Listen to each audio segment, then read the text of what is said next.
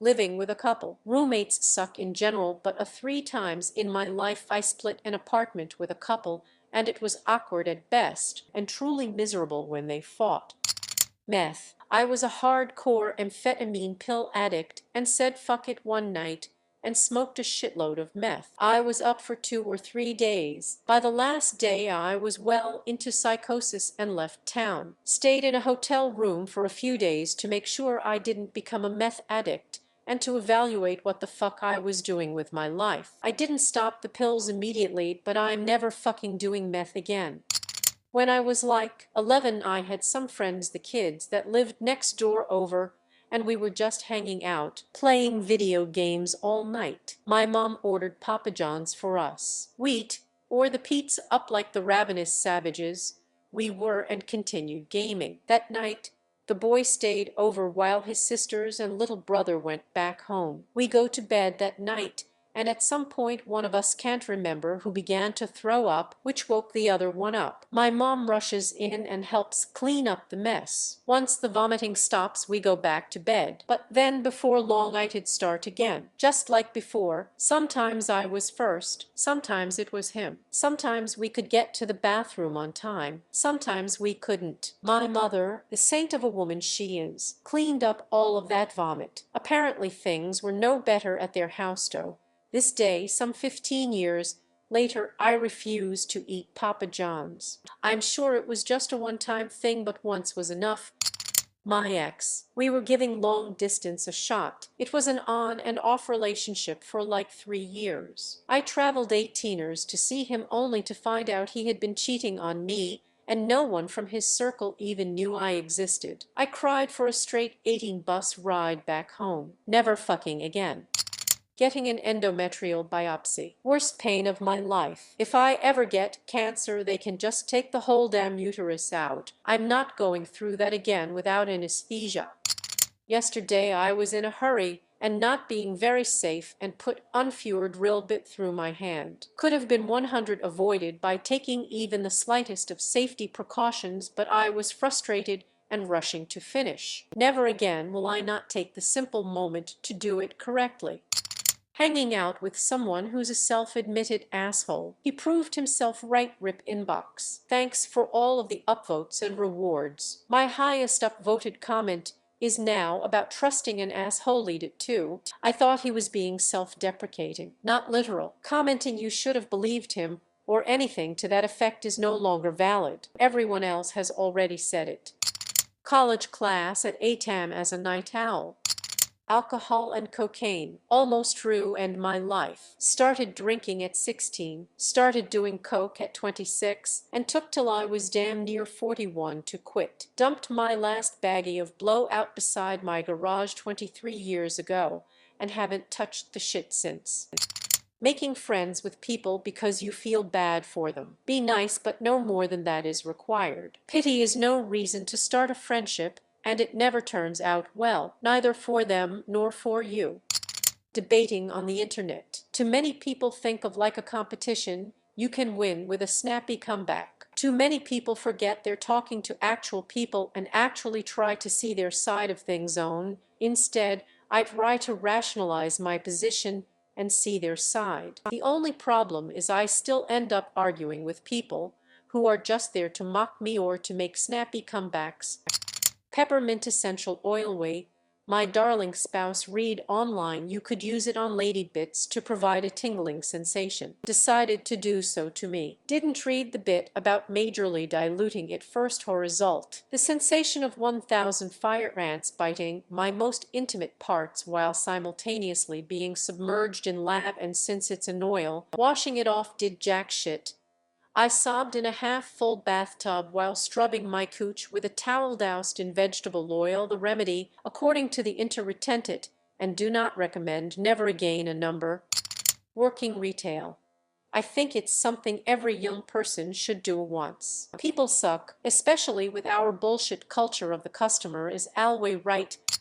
I had my gallbladder removed after a gallstone. I thought I was having a heart attack, and called an ambulance. While I waited, I started to arrange all of my finances for my wife. The hospital ran a zillion tests, told me it was a gallstone, and the only real solution was to remove the whole gallbladder if it came back. If it came back, you feck that shut. I told the doctor I would never go through that pain again, and he could schedule me for surgery then and there. I've had women tell me the pain from a gallstone lodged in the duct is worse than childbirth, and I believe them. No way was I going through that again.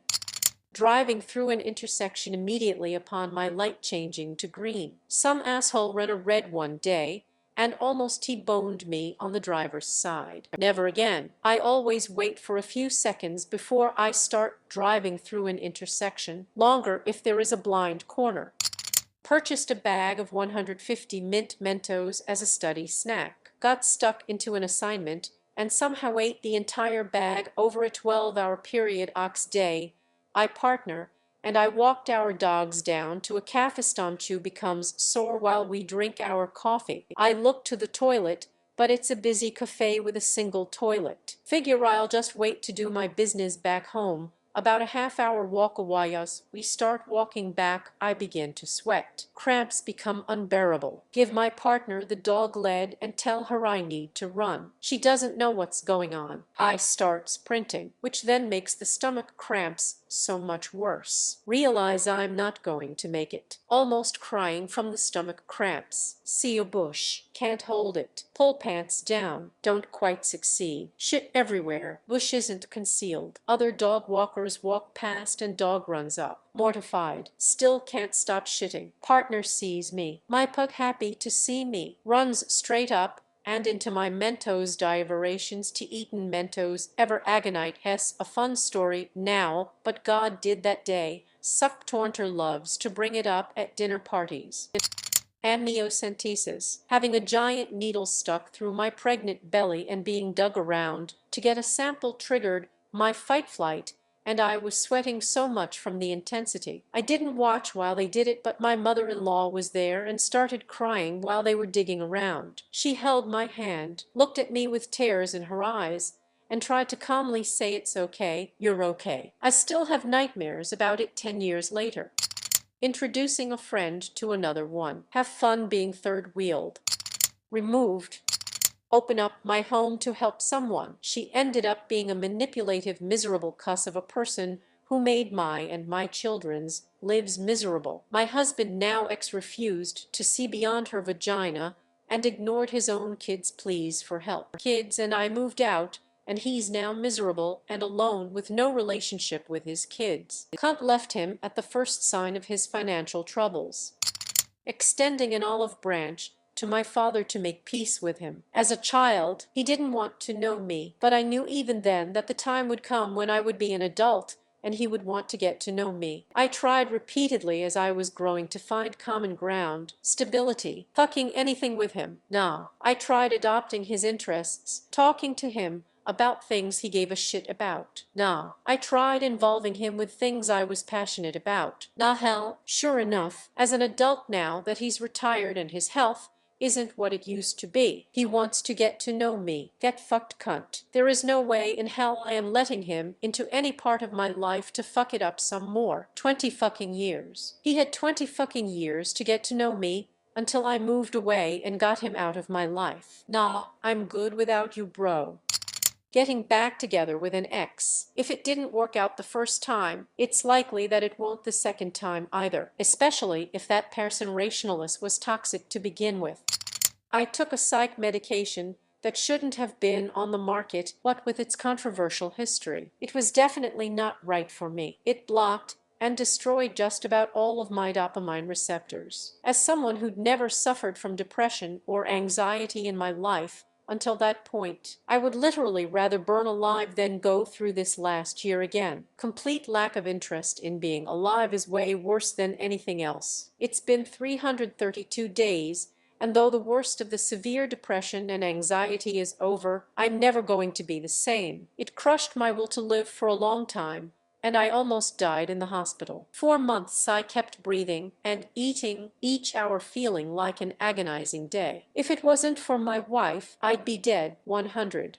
I quit that medication cold turkey, and I guess you aren't supposed to do that. Apparently, it's significantly harder to recover coming off of that stuff than hard drugs because it does what they do, only in full. The difference being that I wasn't addicted to those pills. Thankfully, not how that works. Overall, the recovery process for the stuff to leave my brain took about 300 days, and now for the DWO to receptors to be fully healed takes another 290 days after that. So I have another 258 days of recovery to go, all because I did one medication trial that lasted for just 28 days. A number of people in my family, including men in the 50-60 age range, ended up opening up to me about their depression. I felt so terrible because I used to brush mental illness like that off, especially when I joined the army. Although I'd mock them, so they never said anything until I talked about my symptoms. I loved life and I aspire to love life again. And when I get better and get things back on track, I'm going to not be an asshole to depressed people ever again. Working at McDonald's. No need to elaborate. Doing cocaine for 8 straight hours. The come down was quite possibly the most hellish experience of my life. Planet Fitness. They wanted me to come into the gym with COVID in order to cancel. The only other option was to send a certified letter, which I would have had to walk into a post office in order to send, which was equally bad. Never fucking again. I'm buying a treadmill and weight set. Getting romantically involved with a co-worker Thwimphithis. I'm a slow learner. Took 3 times. Seeing her all day long, and I'm the type of person who appreciate and's me time. At larger companies, maybe not as big an issue. Hats off to all those who have made it work. Seeing the red flags and coming up with excuses for his actions. 5 years in an abusive relationship and finally got out. Never will I ignore the signs again. Drinking and driving. Thought I was fine to drive home. I got on the freeway, went to go over 1 lane. Next thing I realize I've gone over 4 lanes and am about to hit the cement barrier. Scared me enough to never do it again. Yeah, never buying weed again after wasting nearly $500 a month on weed during 5 years of university. $500 on average per month. 12 months sex, $500, $6,000, $6,000 x 5 years, $30. Zero I wasted on weed when I could have been a smart person and saved that money in order to pay off some of my student loan debt. Note, this does not account for the thousands of dollars wasted on beer and liquor per month of those 5 years in university. If factored in and accounted for on average, then it will show that I wasted a fuck ton of my possible savings, thus leading to me to be in severe debt, along with a bunch of other factors adding onto my debt. So note to any future college students, don't waste all your money on weed and alcohol. Ate a whole bag of cooked Chinese peanut so mushy was I stuck on the shitter for hours on end, and I couldn't leave the house without risking shitting myself.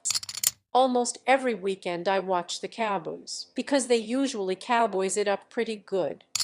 Trusting Voims Combrauts in the mid-2000s, I got one of those scam calls saying that I owed a lot of money and needed to call them to get an account squared. I was scared and didn't want police coming after me. I was torrenting a buttload of movies and TV shows at the time and didn't want them seizing my computer. I called them up and asked them how to get this figured out, assuming that a couple grand would be worth the fines and jail time. I kept asking questions. I kept imploring for more information. I wanted to know exactly what account I was giving to, the name of my contact there, and exactly which Walmart their payment partner was distributing their money cards. I was legitimately terrified, but I think my constant questions spooked them. They said, "Good luck in court. We are sending the police now," and hung up. That was the moment I started to realize this might not be a legitimate thing. I tried calling them back, got somebody to pick up, and when I read them back my case number and contact name, they said to stop wasting their time and hung up again. I did a bit of research, and by a bit, I mean literally to seconds on Google, and discovered that police and banks won't call you to resolve outstanding debts, and they certainly won't give you just 1 hour to fix it. I felt really dumb falling for a scam, but also felt really lucky that the scammers couldn't answer my deluge of questionusions. I independently verify every single thing. Voicemail, email, text. If you put a phone number or URL in that thing, I'm going to skip it and take the scenic route instead. I'll call my bank's branch directly using the number listed on their official website. I'll contact a company using their official customer service line. I'll sign into my own account using my own bookmark or search result and not use the login button in the email system. Then I've had very good luck avoiding scams and blocking these overseas criminals. They almost got me once, but afterwards, never fucking again. Smoking weed. My anxiety went through the roof, and I had one of the most miserable nights of my life. Weed enthusiasts keep telling me that there are different strains that cause different highs, but I don't give a shit. Having a nude put in. Fucking blindsided by the pain. Doing acid after having been up for a long period of time. Did it to myself several times, but the worst time, I'd already been up for 46 hours when I dropped, and was up for another 9 or so. I was in a hotel room, to put it simply, in downtown Fort Lauderdale. We tripped at the Lauderdale beach for about 3 hours, and honestly it was a great time. What initially sent me spiraling was when we noticed we'd gotten a parking ticket and one of my buddies tossed it out the window. 2 hours later, I was furiously sweeping sand off my hotel room floor because it kept sticking to my feet. I did that for about an hour and then had a mental breakdown under my covers because I heard demons screaming and thought they were coming to take me to hell. It was muscle cars and motorcycles on the corner showing off, and passed out after every object capable of moving like a mouth was telling me to sleep. I knew I was hallucinating because the mini fridge light didn't come on when the door opened to talk. I will never drop again if I've already been awake for 6 hours. Unless it's a half dose, but you get the idea. Marriage. $40 to do it. $2,300 breakup. My Tinder dates, I'm sure many of y'all have experienced before. Tinder can be hit or miss sometimes. If you're lucky, you go on a really good date. Most of the time, you get mediocre or bad dates though. But apparently if you're me, you get this dater of. So I matched with this guy who looked super cute from his profile. He didn't have many pics of his full body, so I thought he was maybe overweight or something. Honestly didn't mind, since men with a little meat on them are way better cuddlers. Anyways, we chatted for a bit. Turns out we had a lot of common interests and even went to college together. I decided to say screw it and ask him if he wanted to meet up for coffee sometime. This was before COVID and all that stuff. Too. He was a bit shy to the idea at first, but we eventually scheduled it 8 so it's the day of the date, and I arrive a bit early. He's not there yet, but no big deal. I'm the kind of gal that would rather be early than be rude. Right. I got myself a latte, and eventually he shows up. And I'm like, holy whip shit. The reason he didn't show his body was because he was actually tall AF. Like, basketball player level of I'm going to break you of tall. It psyched me out a bit, but it wasn't a complete deal breaker for me yet, as long as he wasn't an ass. Right?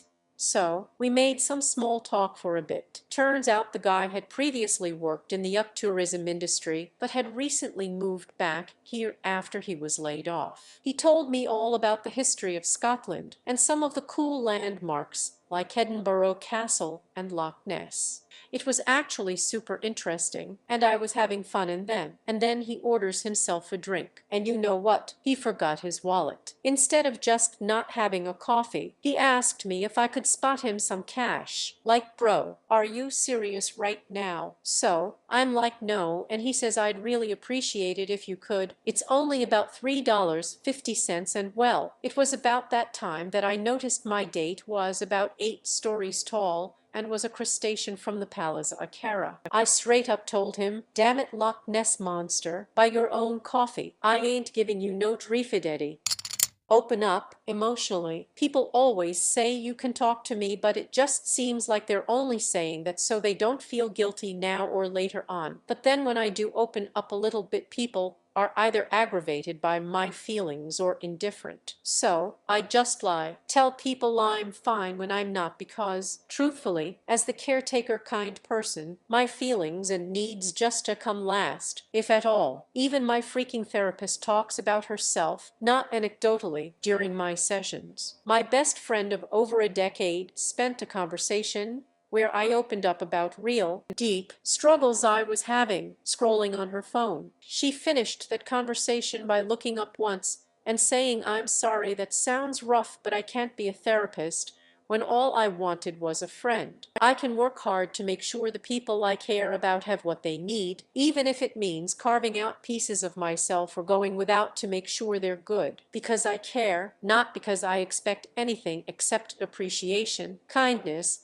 I didn't unload everything all at once. I used hint a little at one thing that was bothering me, really bothering me, because I just needed someone to listen for a few minutes, and it just killed a friendship almost immediately, or just made me realize that I should have known better, should have realized that I just serve purposes. And yeah, maybe those folks aren't my friends, but then who do I have? My family's even worse. They don't even pretend to acknowledge my existence anymore. So that anonymous posting on Reddit, because this is as close as I can get to, well, anybody giving a shit.